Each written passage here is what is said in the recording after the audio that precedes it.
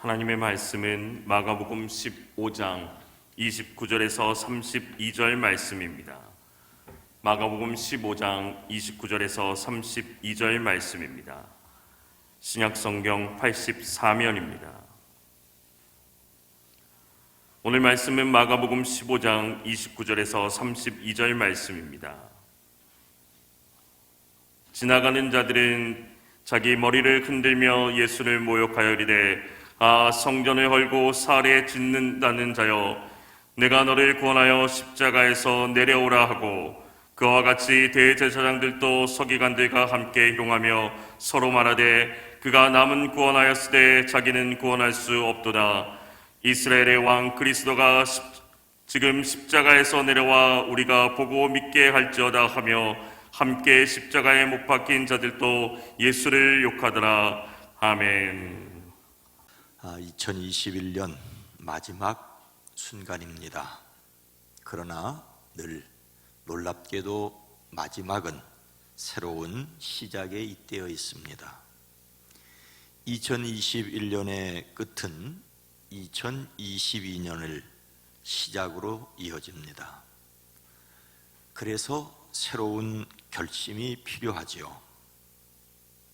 언젠가 한번 나누었던 이야기를 다시 말씀드리려고 합니다. 미국의 작은 어느 마을에서 일어났었던 일이라고 하지요. 한 중년 부인이 보육원을 열고 아이들을 돌보고 있었습니다. 보육원을 운영하기에는 형편이 넉넉지 못했습니다.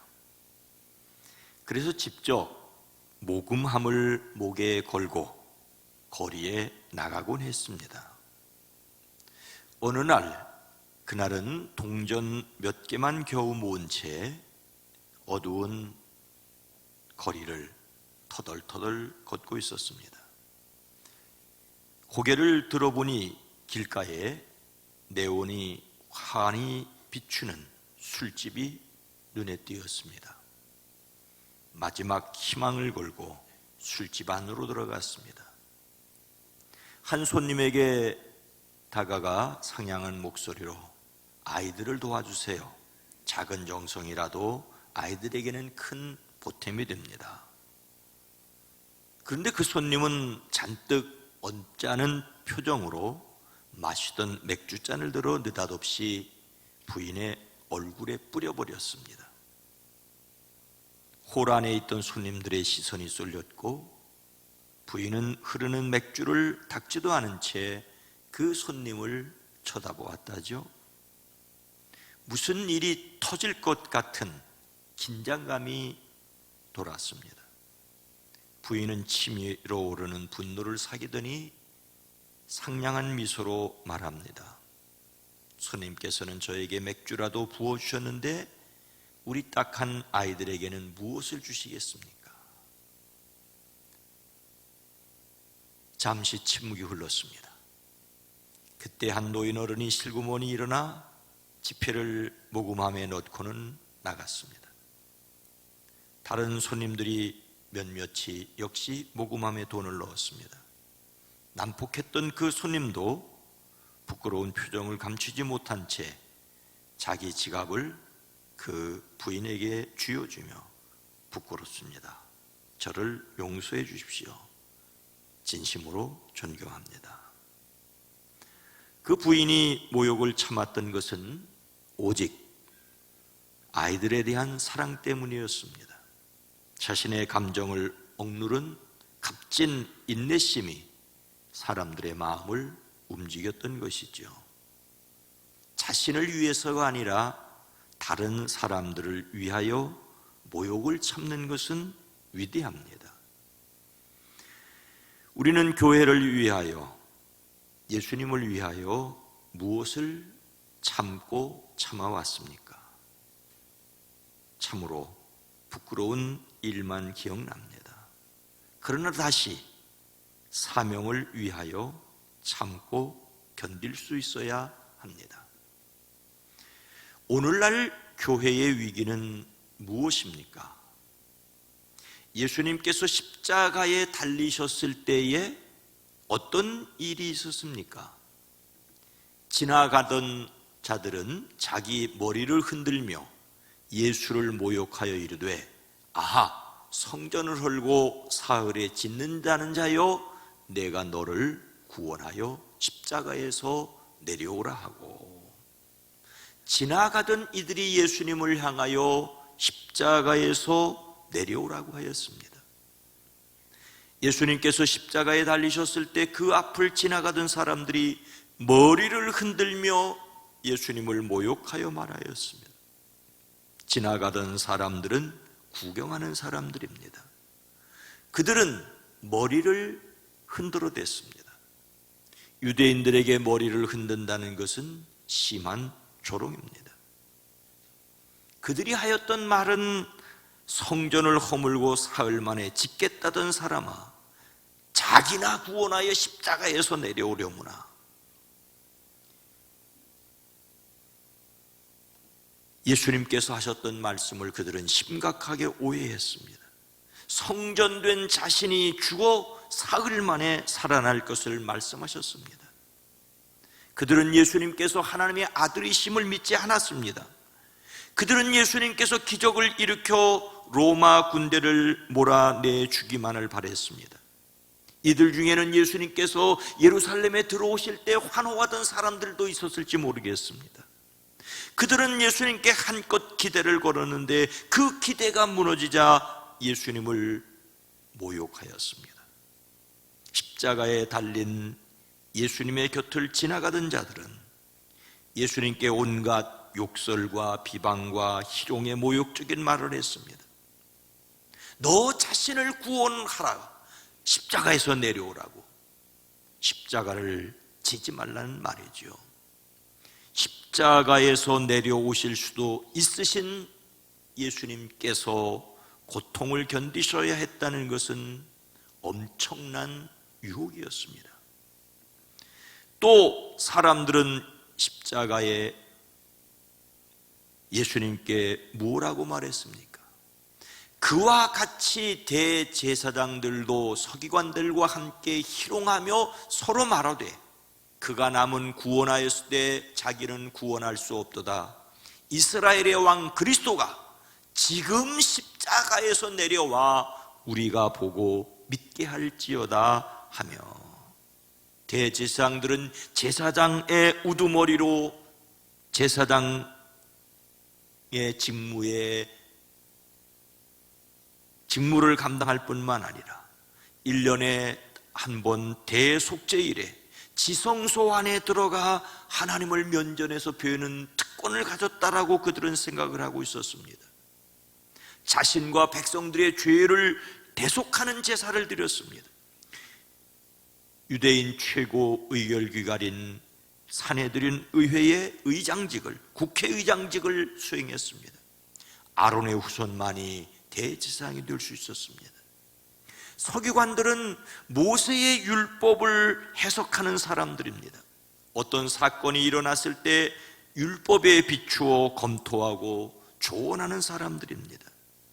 율법의 해석자이자 조언자로서 그들은 또 역시 산헤드린의 구성원이 되었습니다. 당시 최고의 권력자들이라고 할 수 있습니다. 그런데 그들이 예수님을 죽이고 희롱하는데 앞장섰습니다. 그들은 예수님께서 다른 사람들을 고통과 어려움에서 구해냈으면서 왜 자신이 받는 멸망에서 스스로 벗어나지 않느냐라고 조롱하고 있습니다. 그들 역시 예수님께서 십자가에서 내려갈 능력이 있다는 것을 믿지 않았습니다. 너 자신을 구원하기 위하여 십자가에서 내려오라는 것이었습니다. 예수님과 함께 십자가 좌우편에 달렸던 강도들도 같은 말로 예수님을 모욕했다라고 말하고 있습니다. 같이 십자가에 달린 그 강도들에게조차 모욕을 당한다는 것은 그들에게조차 인정받지 못했다라고 하는 것이죠. 지나가는 사람들에게, 대제사장들과 서기관들에게, 그리고 함께 십자가에 달린 그들에게조차 모욕과 희롱과 욕설을 받으셨습니다. 그 내용은 한결같이 십자가에서 내려오라는 것입니다. 예수님께 마지막 유혹은 십자가에서 내려오라는 것입니다. 근데 이것은 최초의 유혹이기도 했습니다. 예수님께서 세례를 받으시고 시험을 받으실 때 마귀는 예수님을 매우 높은 산으로 데리고 가서 세상의 모든 영광을 보여주며 내가 내게 엎드려 절하면 이 모든 것을 내게 주겠다라고 딱 한 번 쉽게 가자, 절하면 모든 것을 주겠다는 것, 엄청난 유혹이었습니다. 머리를 숙이기만 하면 힘들고 어려울 것 없이 모든 것을 얻을 수 있다는 것은 예수님께서 겪으신 최초의 유혹이었습니다. 돌로 빵을 만들고 높은 데서 뛰어내리는 기적을 행하며 힘들이지 않고 영광을 누리라는 마귀의 속삭임이었습니다. 그리고 지금 십자가에 달리신 예수님께 십자가에서 내려와 자기를 구원하라고 합니다. 예수님께서 온 인류를 위해 죄의 값을 치르기 위하여 십자가를 지셨습니다.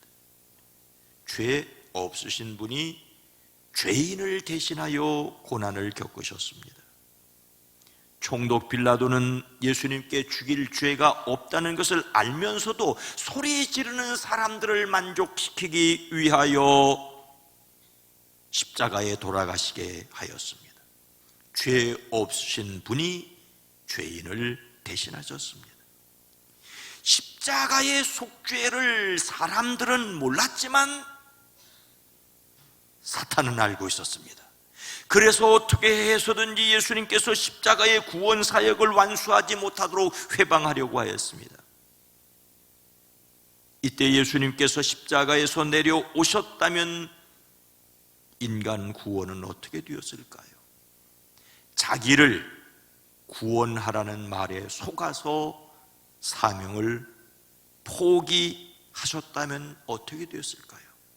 내가 갈릴리와 유다를 다니면서 가르치고 선포해서 사람들을 많이 고쳤고 사람들이 따랐다, 그것으로 너는 만족하고 굳이 십자가의 고통까지는 당할 필요가 없지 않느냐라는 말에 그렇지, 나는 최선을 다했어. 그런데 굳이 이 고통까지, 이 모욕까지 당할 필요가 있을까? 그러셨다면 어떻게 되었을까요? 오늘 교회의 위기는 십자가에서 내려왔다는 것입니다. 예수님은 말씀하십니다. 누구든지 나를 따라오려거든 자기를 부인하고 자기 십자가를 지고 나를 따를 것이니라. 예수님은 우리에게도 우리의 십자가를 지고 따르라고 하는데 많은 그리스도인들이 십자가를 벗어버리라는 유혹에 굴복하고 있는 것은 아닌가라는 생각이 듭니다. 예수님은 하나님의 뜻을 위하여 십자가를 지셨는데 사람들은 자신의 뜻에 굴복하여 십자가 없는 신앙생활을 하려고 하고 있습니다. 그런데 여러분, 이것은 오늘날만의 문제는 아닙니다. 이미 빌립보 교회의 사도 바울을 통하여 이렇게 말씀하십니다. 내가 여러 번 너희에게 말하였거니와 이제도 눈물을 흘리며 말하노니 여러 사람들이 그리스도의 십자가의 원수로 행하느니라. 여러 번 말했는데 지금도 눈물을 흘리며 말하는데 여러 사람이 그리스도의 십자가의 원수로 행하느니라. 빌립보의 많은 사람들이 그리스도인이라는 이름은 가졌지만 십자가의 원수로 살아가고 있다고. 십자가를 통하여 구원을 받았다고 하는데 정작 십자가를 가리는 삶을 살고 있다고 말하고 있습니다. 오늘날 십자가는 예배당 건물을 가리키는 상징물이 되었습니다. 좀 신앙이 있는 분들에게는 장식품 정도가 되었습니다. 십자가에서 내려오라는 말에 성도들은 너무 쉽게 굴복합니다.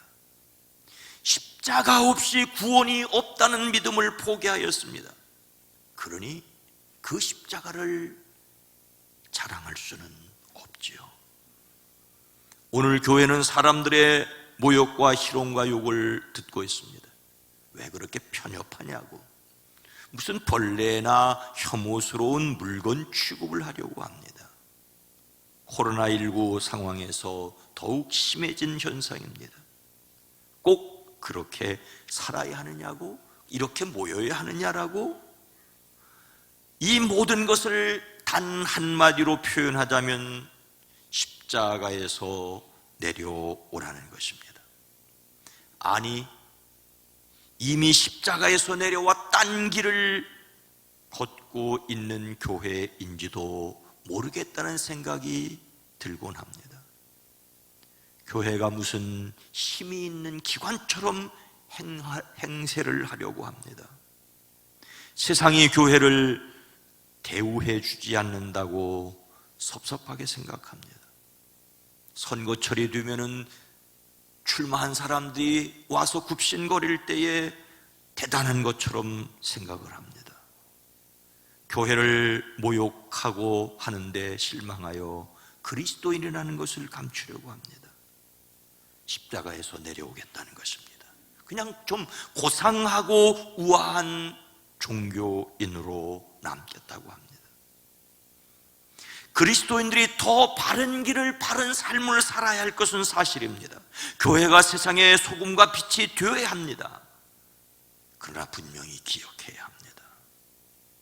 아무리 빛을 발한다고 할지라도 그것 때문에 십자가를 포기하지 않는 이상 십자가를 포기하게 하려는 유혹은 계속될 것입니다.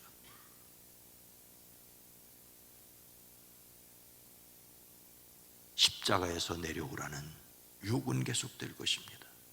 오늘 교회의 위기는 십자가를 벗어버렸다는 것입니다. 그러니 어떻게 해야 할까요? 자기를 부인하고 자기 십자가를 지고 예수님을 따르는 삶을 살아야 합니다. 누구든지 나를 따라오려거든 자기를 부인하고 자기 십자가를 지고 나를 따를 것이니라. 그렇다면 예수님을 따르는 삶이란 무엇입니까? 여러 사람이 그리스도의 십자가의 원수로 행하느라고 비난을 받았던 빌립보 교회를 위한 기도에서 답을 찾았으면 좋겠습니다. 빌립보서 1장 9절로 11절 말씀입니다. 내가 기도하노라 너희 사랑을 지식과 모든 총명으로 점점 더 풍성하게 하사. 사도 바울은 빌립보 교회를 위해 기도하면서 그들의 사랑이 더욱 풍성하여지기를 기도하였습니다. 우리를 통하여 하나님의 놀라운 사랑이 드러나야 합니다. 이때 사랑은 우리가 하나님을 사랑하는 것이기도 하고 우리가 하나님의 사랑을 세상에 보여주는 것이기도 해야 합니다. 우리가 사랑을 드러내지 않기 때문에 세상의 미움을 받고 있다는 말은 맞기도 하지만 틀립니다. 세상의 빛을 드러내야 하지만 사회봉사단체로만 전락하지는 말아야 합니다. 오늘 말씀은 지식과 모든 총명으로라고 말씀하고 있습니다. 지식이 사람을 교만하게 할 수 있지만 지식이 없다면 방향을 잃어버린 것과 같습니다. 우리는 지식인 정도가 아니라 지식 있는 그리스도인이 되어야 합니다. 이를 위하여 우리는 더욱 말씀을 듣고 읽고 묵상해야 합니다. 말씀을 마음에 새기지 않는다면 올바른 십자가를 질 수가 없기 때문입니다. 우리의 사랑은 지식 안에서 풍성합니다. 또 총명 안에서 풍성합니다. 지식이 앞뒤를 따져 아는 것이라면 총명은 직관적으로 아는 것이라고 할 수 있습니다. 성령의 도우심 가운데 깨달아 아는 것입니다. 성령 충만을 간구하시기를 주의 이름으로 축복합니다. 어떤 분은 표현하기를 지식과 총명이 마른 장작이라면 그 마른 장작에 불길을 일으키는 것이 사랑이라고 말하고 있습니다. 이를 위하여 하나님의 사랑에 대한 확신을 가지시기를 주의 이름으로 축복합니다. 하나님의 만극하신 사랑에 대한 확신을 가지시기를 주의 이름으로 축복합니다. 근데 여러분, 사랑은 지식과 총명만으로는 화를 타오르지 않습니다. 10절 말씀입니다. 너희로 지극히 선한 것을 분별하며 또 진실하여 허물 없이 그리스도의 날까지 이루고. 얼마나 맹목적인 쏠림이 오늘 이 사회를 지배하고 있습니까? 극우도 극좌도 뭔가를 분별하지 못하는 듯한 모습입니다. 세상의 천기는 분별하면서 어찌하여 시대의 표적을 분별하지 못하느냐라고 주님은 탄식하지만, 저마다 내가 보고 있는 것이 이 확실한 것이라고, 이 세대를 본받지 말고 마음을 새롭게 함으로 변화를 받아 하나님의 선하시고 기뻐하시고 온전하듯이 분별을 무엇인지 분별을 하도록 하라고 하는데, 우리는 하나님의 선하심에 기뻐하심에 온전하심에 대해 관심이 덜한 듯합니다. 참과 거짓이 뒤섞여 있는 듯한 혼돈의 세상입니다. 오늘만 그런 것은 아닙니다. 에덴 이후의 모든 사람 세대가 그렇습니다. 이런 세상에서 우리의 판단 기준은 성경이어야 합니다. 다시 말씀으로 돌아가야 한다는 말을 허투루 듣지 마십시오. 우리가 예수님을 닮는 성품 큐티에 참여하고 성경을 읽어야 하는 것을 강조하려는 이유는 우리 모두가 말씀으로 세상을 분별하기 위해서입니다. 우리는 진실하여야 합니다. 진실은 햇볕에 비추어 보는 것 같습니다. 진짜인지 가짜인지 햇볕에 비추어 보는 것처럼 진실은 하나님의 말씀 앞에 우리를 솔직하고 정직하게 드러내는 것입니다. 십자가를 지기 위해 먼저 해야 할 일은 자기를 부인하는 것이라고 말씀하고 있습니다. 우리는 얼마나 자신이 먼지같이 가벼운지를 알아야 합니다. 하나님의 말씀의 빛에 비추어 봤을 때 우리의 가벼움과 어리석음이 보입니다. 그래서 그 자아를 숨기기 위해 단단히들 무장을 하지 않습니까? 그러나 우리는 회개해야 합니다. 감출 것이 많은 사람은 하나님 앞에서 정직한 것이 아닙니다. 우리는 하나님의 말씀 앞에 다시 서야 합니다. 그 결과가 11절입니다. 예수 그리스도로 말미암아 의의 열매가 가득하여 하나님의 영광과 찬송이 되기를 원하노라. 그리스도 예수께서 주시는 의의 열매로 하나님의 사랑이 점점 풍성해지니 하나님과의 관계에 있어서 풍성해지는 것입니다. 하나님의 사랑이 우리 속에 있어서 풍성해지는 것은 세상 사람들과의 바른 관계입니다. 하나님과의 바른 관계, 이웃과의 바른 관계, 세상과의 바른 관계, 나아가면 만물과의 바른 관계를 가져야 합니다. 그 결과는 언제나 하나님이 영광과 찬송을 받으시는 것입니다. 우리가 영광을 받으려고 하는 것을 철저하게 내려놓아야 합니다. 그래서 끊임없이 우리의 못난 자아와 싸워야 합니다. 이것이 자기 십자가를 지기 위하여 자기를 부인하는 것입니다. 사랑하는 성도 여러분, 1월 초 조 바이든 미국 대통령 취임식에서 자작시 우리가 오르는 언덕을 낭송해 세계적인 명성을 얻은 시인 어멘다 고먼이 있습니다. 23살의 젊은 나이에 유명세를 탔습니다. 한 해를 마무리하면서 새로운 시, 새날의 시를 공개했습니다. 내용은 이런 내용입니다. 희망은 우리의 문이다. 우리는 다시 보통날로 돌아갈 수 없다 해도 언젠가 우리는 이 너머로 나갈 수 있다. 보통날로, 이전의 보통날로 돌아갈 수 없지만은 그 너머로 나갈 수 있다. 그간 알고 있던 것을 버리고 새 걸음을 내디디며, 그러니 보통날로 돌아가지 말고 다음을 향해 나가자. 보통날로 돌아가지 말고 다음을 향해 나가자. 우리가 잃어버린 순간들은 이제 우리가 만들고 이루어내는 순간이 된다. 우리 마음은 이제 다시 뛴다. 슬퍼하면서 회복되고 위축되면서 견뎌내고 저주받은 것을 치료해낸다라고 말하고 있습니다. 결국 희망이 온다고 노래하고 있습니다. 언젠가 우리가 넘어설 수 있는 문이라고, 이전의 일상으로 돌아갈 수 없다고, 아니 그 너머를 바라보는 희망을 얘기하고 있습니다. 그런데 여러분, 우리의 선지자 이사야는 이미 2700년 전에 이렇게 말했습니다. 보라, 내가 새 하늘과 새 땅을 창조하나니 이전 것은 기억되거나 마음에 생각되지 아니할 것이라.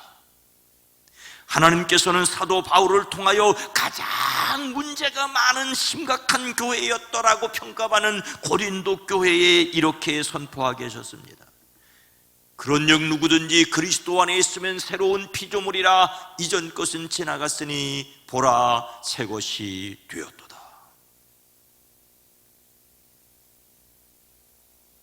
십자가에서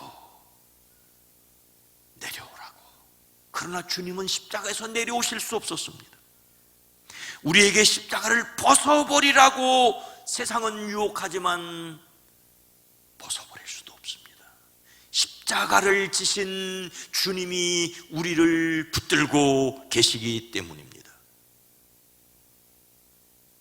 십자가를 지신 주님이 우리 안에 계셔서 우리를 붙들고 계신 것을 믿는다면 우리는 다만 새로운 결심을 하고 각오를 하고 나가야 할 뿐입니다.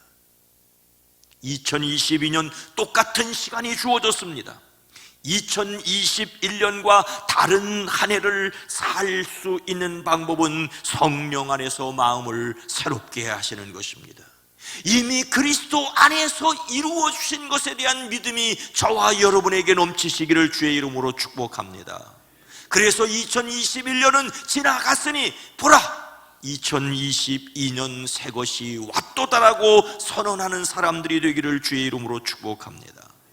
다시 복음으로 돌아가십시다. 예수님으로 말미암은 신앙의 확신을 가지시기 바랍니다. 다시 말씀을 회복하십시다. 말씀을 깊이 묵상하고 인도를 받으십시다. 더욱 사랑이 풍성해 가십시다. 자기 십자가를 지고 따르는 삶입니다. 십자가를 벗어버리라는 세상의 유혹 속에서 다시 자신의 십자가를 걸머매는, 아니 십자가를 지신 분이 자기와 함께 계심을 믿음으로 말미암아 세상을 향하여 도전하는, 승리하는 사람들이 되어지기를 주님의 이름으로 축원합니다. 거룩하신 하나님, 자비로우신 주님, 세상을 위하는 사랑 때문에 결코 십자가에서 내려오실 수 없으신 예수님을 믿습니다.